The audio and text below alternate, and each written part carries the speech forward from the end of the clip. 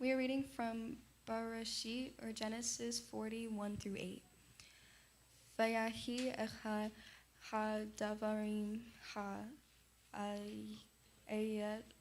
eli chatu meshka melech Mitzyarim veha ofe la Adonayim lem lemek lem lemelech Mitzyarim veyata vayikato paro al shane sarasav al veyatan otam. Oh, sorry, I messed that up. Sar hamashkim val sar haofim ve'etain otam b'mishmar biat sar hata bachem el beit hasohar mekom asher Yosef asur shem vayefkad sar hata bachem et Yosef etam vayesharet otam vayechuyar yamin b'mishmar.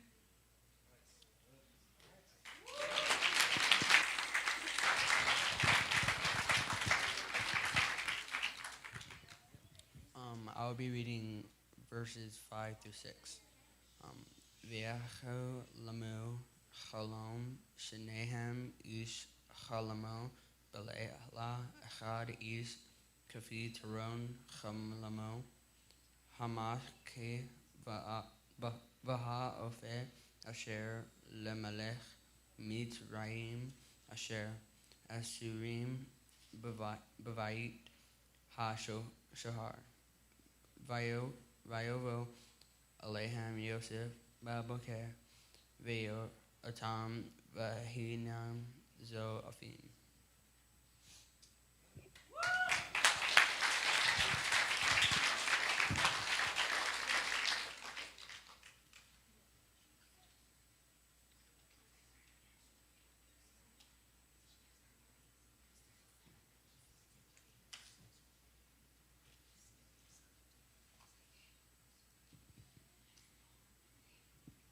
Vayisha. Hold on, wait a second.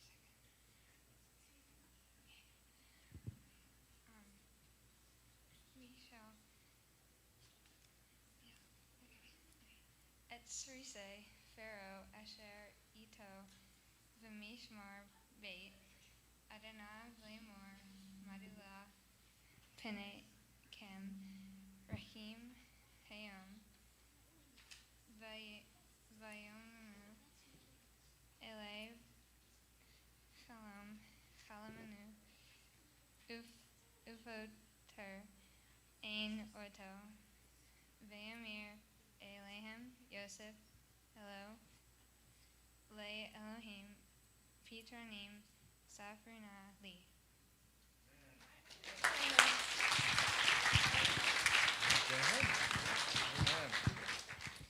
So for the English readings, we have some skits. We just figured, the reading is good, but to give you a little visualization, I almost messed that word up. Little, it's a hard word, English is hard. I say it all the time.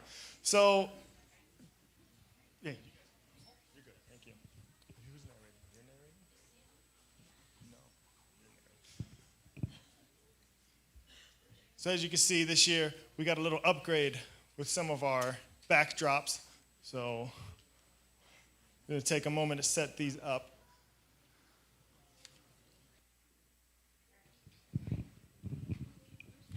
Sometime later it came about that the Egyptian king's cupbearer and baker gave offense to their lord, the king of Egypt. Pharaoh became angry with his two officers, the chief cupbearer and the chief baker.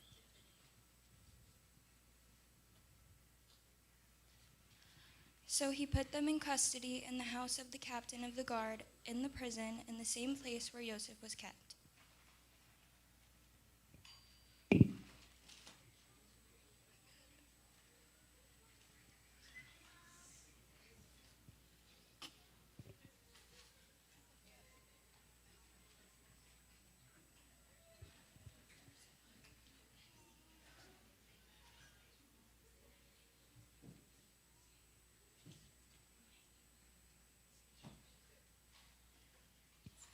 captain of the guard charged Joseph to be with them, and he became their attendant while they remained in prison.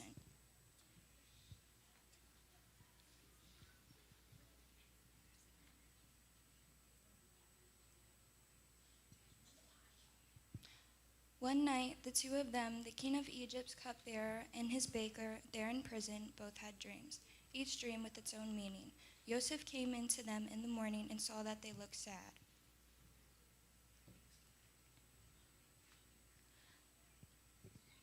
He asked Pharaoh's officers there with him in the prison of his master's house, "Why are you looking so sad today?" They said to him, "We each had a dream, and there's no one around who can interpret it."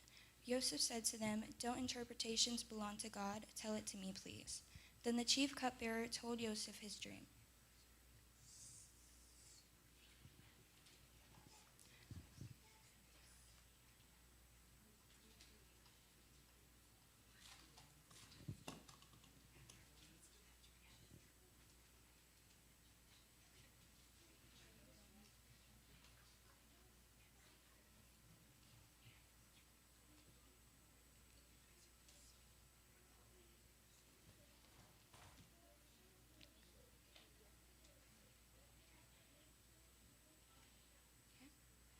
In my dream, there in front of me was a vine, and the vine had 3 branches.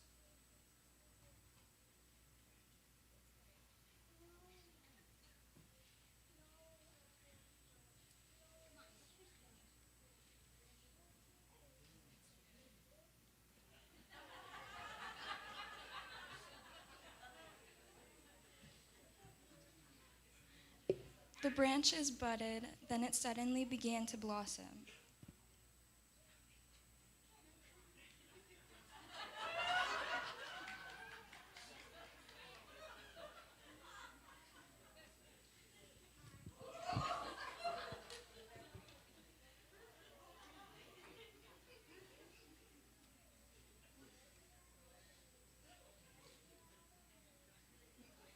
And finally, clusters of ripe grapes appeared.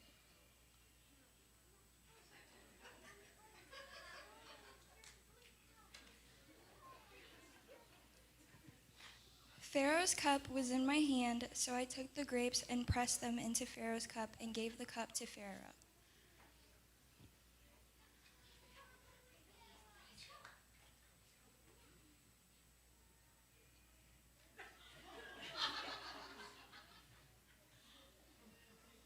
Joseph said to him, "Here is its interpretation. The 3 branches are 3 days. Within 3 days, Pharaoh will lift up your head and restore you to your office.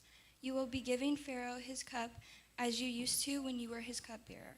But remember me when it goes well with you, and show me kindness, please, and mention me to Pharaoh so that he will release me from this prison.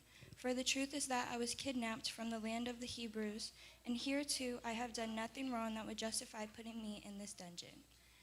When the chief baker saw that the interpretation was favorable, he said to Joseph,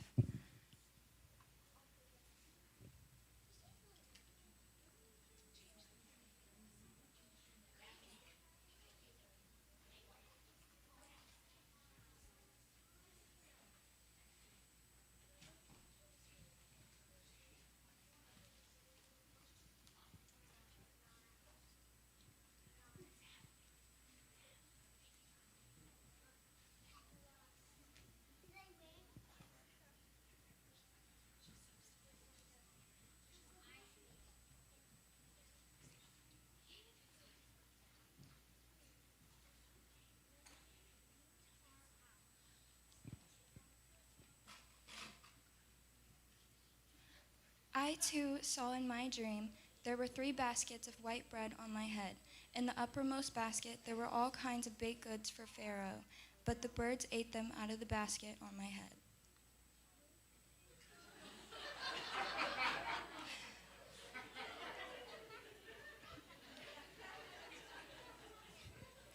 Joseph answered, "Here is its interpretation. The 3 baskets are 3 days. Within 3 days, Pharaoh will lift up your head from off of you. He will hang you on a tree, and the birds will eat your flesh off you."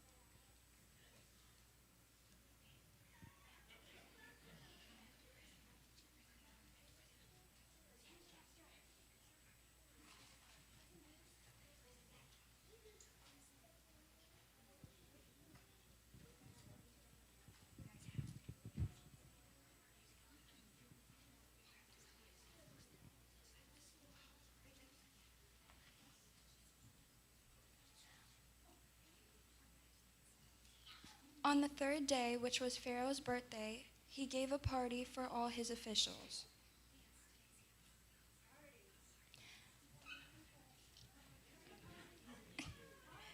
And he lifted up the head of the chief cupbearer and the head of the chief baker among his officials.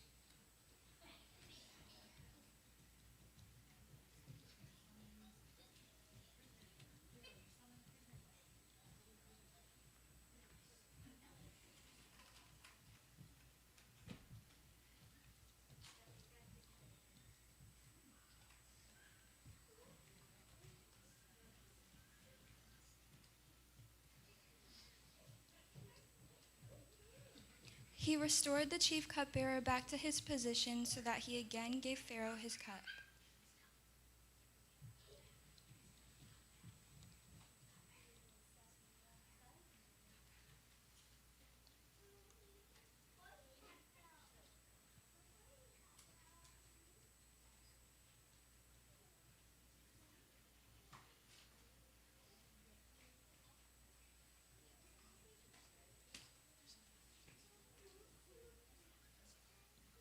But he hanged the chief baker as Joseph had interpreted to them.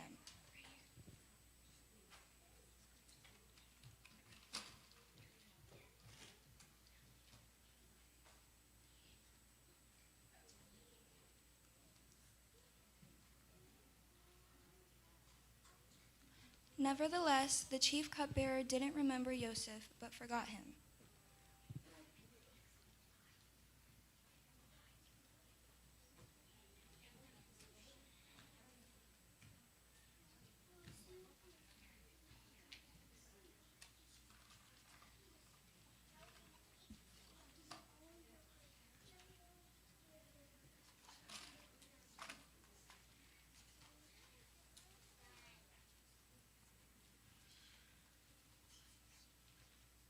At the end of 2 years, Pharaoh had a dream.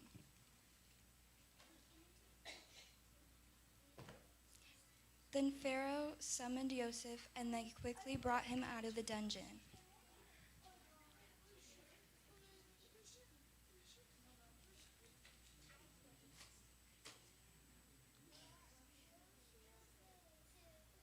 He shaved himself, changed his clothes, and came in to Pharaoh.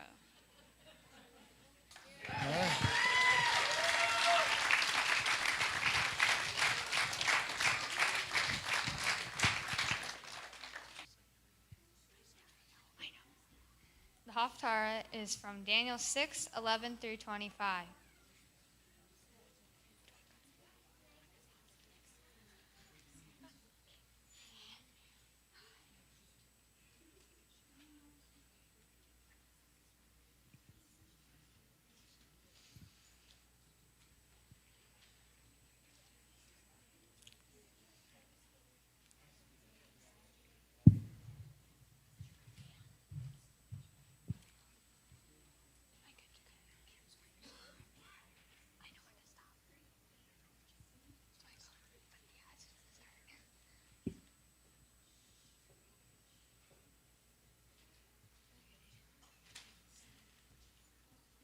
Now when Daniel learned that a written decree had been issued, he went into his house where the windows in his upper room opened toward Jerusalem.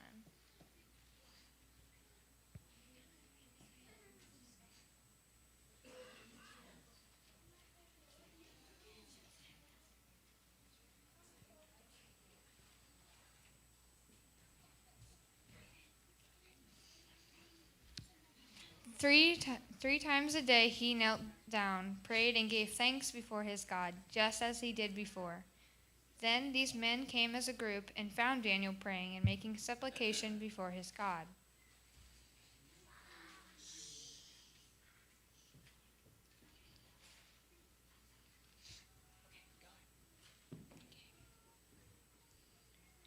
So they approached the king and spoke to him about the royal decree.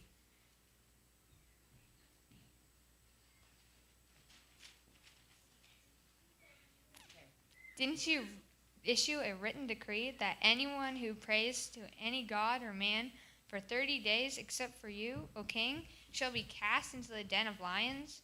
The king replied, The decree stands, according to the law of the Medes and the Persians, which cannot be repealed. So they answered and said to the king, Daniel, who is one of the exiles from Judah, pays no attention to you, O king, or to the decree that you put in writing. He still prays 3 times a day. When Daniel heard this report, he was deeply distressed. Well, when the king heard the report. And he set his mind on how he might rescue Daniel.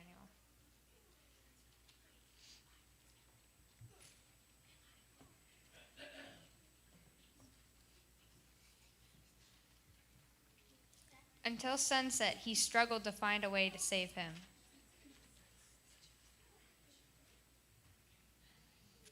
Then these men came as a throng into the king and said to the king,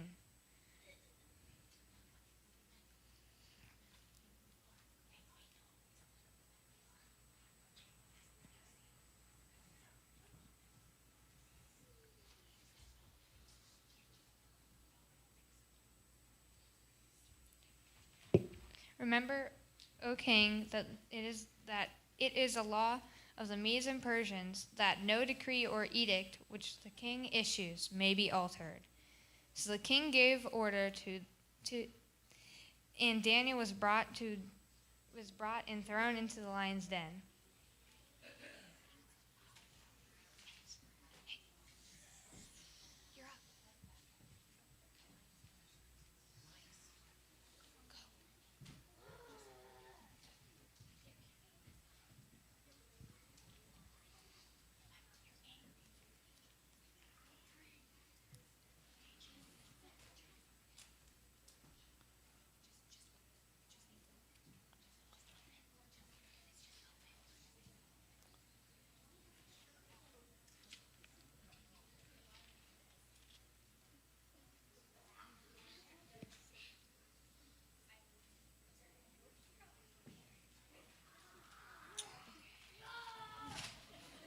Now the king spoke to Daniel, saying, May your God whom you serve continually deliver you. Then a stone was brought to block the mouth of the den.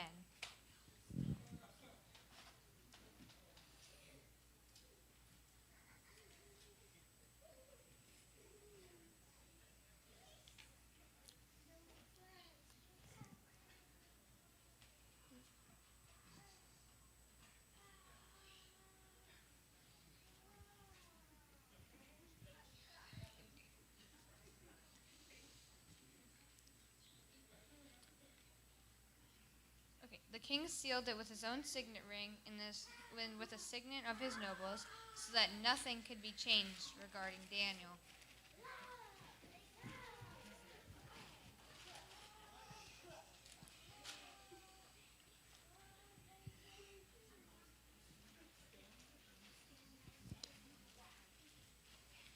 Then the king went to his palace and passed the night fasting, and no entertainment was brought before him. He was unable to sleep.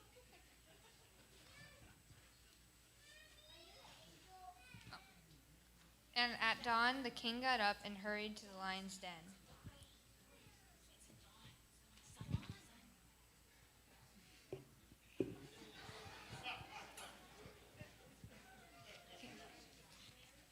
As he reached the den, he cried out to Daniel with a voice of anguish. The king spoke out to Daniel, saying, Daniel, servant of the living God, was your God, whom you serve continually, able to rescue you from the lions? Daniel spoke to the king, May the king live forever. My God sent his angel to shut the lions' mouths, so they have not harmed me, because I was found innocent before him, nor have I committed any crime against you, O king. The king was overjoyed. He ordered Daniel to be taken up out of the den.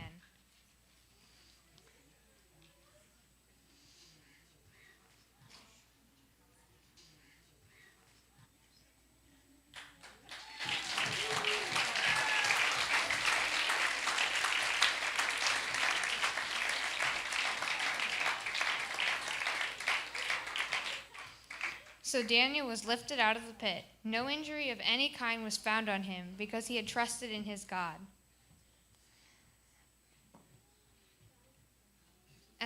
At the king's command, those men who had maliciously accused Daniel were brought and thrown into the lion's den. They, their children, and their wives.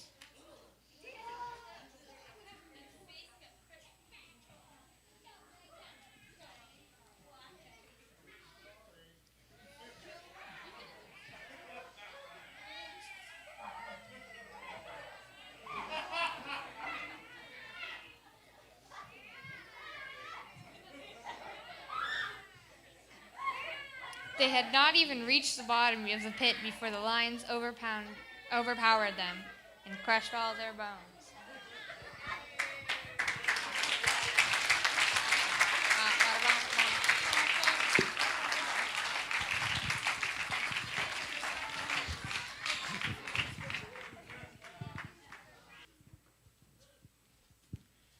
Now at that time, Herod king seized some from Messiah's community to do them harm.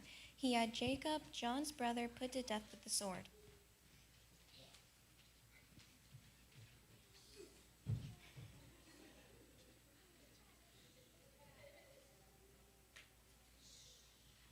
Seeing it pleased the Judean leaders,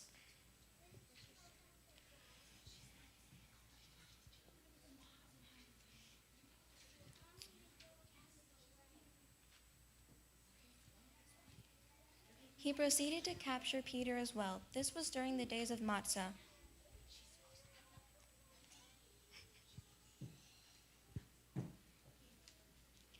After seizing him, he put him in prison, handing him over to 4 squads with 4 soldiers each to guard him. He was intending to bring him before the people after Passover.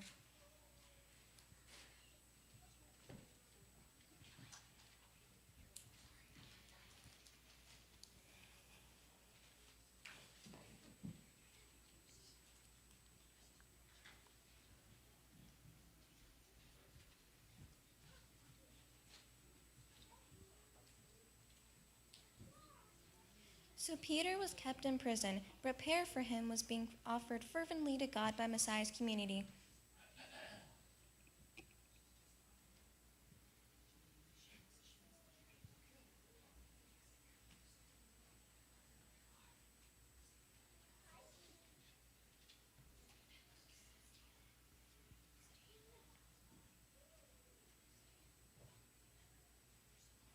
Now that very night, when Herod was about to bring him out, Peter was sleeping, bound with 2 chains between 2 soldiers, while guards before the gate were keeping watch over the prison.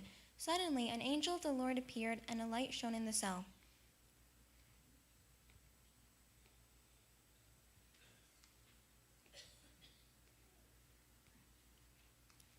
He poked Peter on the side and woke him up, saying, "Get up, quick!"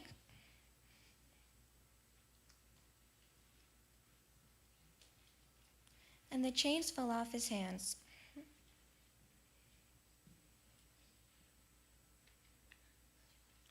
Then the angel said to him, "Get dressed and put on your sandals." And he did so.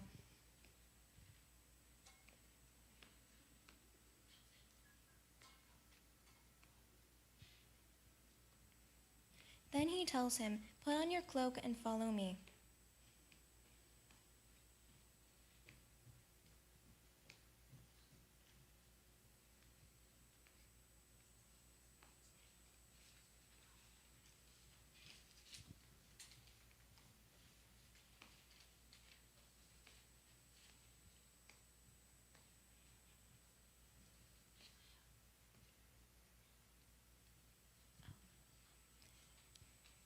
Peter went out and kept following him. He didn't know that what was happening with the angel was real, but thought he was seeing a vision.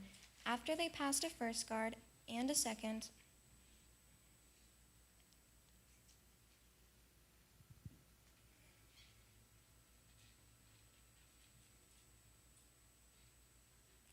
they came into the iron gate leading into the city. It opened for them by itself.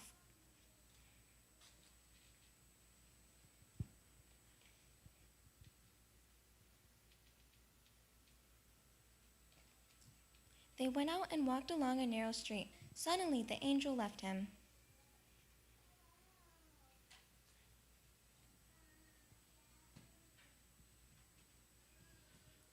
Then Kepha came to himself and said, "Now I know for sure that the Lord sent his angel to rescue me from Herod's power and from everything the Judean people were hoping for."